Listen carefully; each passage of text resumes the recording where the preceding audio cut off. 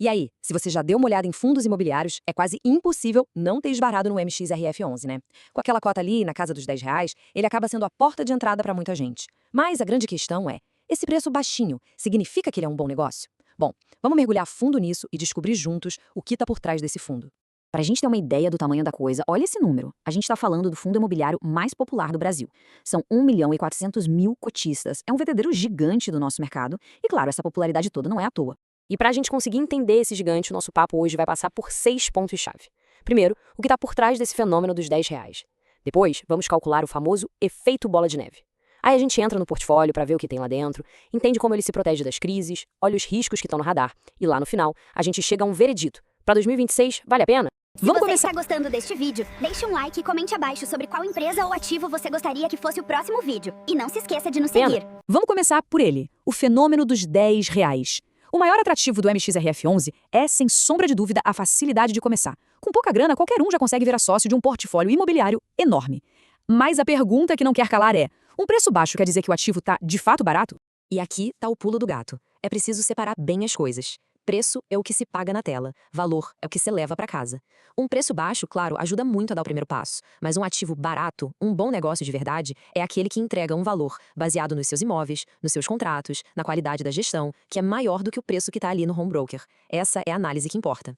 Agora sim, vão para a parte que todo mundo fica animado, a tal da mágica da bola de neve. Sabe aquele momento em que o próprio investimento começa a trabalhar sozinho, gerando dinheiro suficiente para comprar mais cotas sem precisar de nenhum aporte extra? E a pergunta de ouro de todo iniciante é exatamente essa. Afinal, quantas cotas eu preciso ter para que, todo santo mês, os dividendos que caem na conta já sejam suficientes para comprar uma nova cota, de forma automática? Olha, a conta é bem mais simples do que parece. É uma receitinha de bolo de 3 passos. Primeiro, a gente vê quanto o fundo pagou de dividendo por cada cota no último mês. Segundo, a gente olha o preço atual de uma cota. E por último, é só dividir o preço pelo dividendo. Vamos ver na prática como fica. Usando uns números recentes como base, digamos que o fundo pague 10 centavos por cota e o preço dela esteja em R$ 10,50. Fazendo a conta, a gente chega no número mágico, mais ou menos 105 cotas. Com essa quantidade, todo mês, o dinheiro dos dividendos já compra mais uma cota para a carteira. O jogo começa a mudar. E esse momento é um marco, sabe? É mais psicológico do que matemático. É quando a gente percebe na prática o poder do dinheiro trabalhando por conta própria. Quem chega nesse ponto realmente sobe de nível na jornada como investidor. Daqui para frente, o crescimento do patrimônio acelera de um jeito exponencial. Muito bem. Agora que a gente já sabe como fazer a bola de neve começar a girar, vamos dar uma olhada no motor dela. O que tem de fato dentro do portfólio do MXRF11? O que a gente compra com esses R$ 10? O interessante aqui é a estratégia híbrida do fundo. Olhando o gráfico, a gente vê que a maior parte, quase 80%, está em CRIs, que são basicamente títulos de dívida imobiliária. Mas ele não para por aí. Ele também investe em cotas de outros fundos e até em projetos de construção, que são as permutas financeiras. E quando a gente olha para quem o fundo empresta dinheiro, a qualidade salta aos olhos. A gente está falando de projetos ligados a empresas gigantescas. Shopping Itaquera, a construtora Elbor, a ArcelorMittal e redes de varejo como a SAI e Grupo Mateus. Isso dá uma baita robustez para a carteira de crédito do fundo. E essa mistura toda no portfólio não é por acaso, não.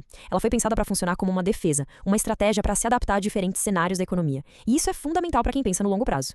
Esse slide aqui mostra a beleza da estratégia. Se a gente entra num cenário de inflação alta, o IPCA sobe e a maior parte da carteira, que é ligada a ele, se beneficia.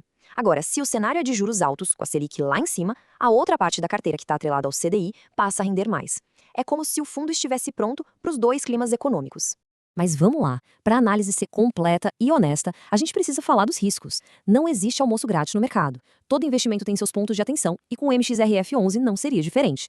Então, o que a gente tem que ficar de olho? Primeiro, o risco de calote, ainda mais com os juros altos pesando nas empresas. Segundo, uma certa concentração em alguns devedores, como o caso do Shopping Itaquera. Terceiro, o que acontece se os juros caírem muito? Os rendimentos podem diminuir. E por fim, lembrar que os dividendos variam. Se a inflação cai, é natural que eles caiam um pouco também.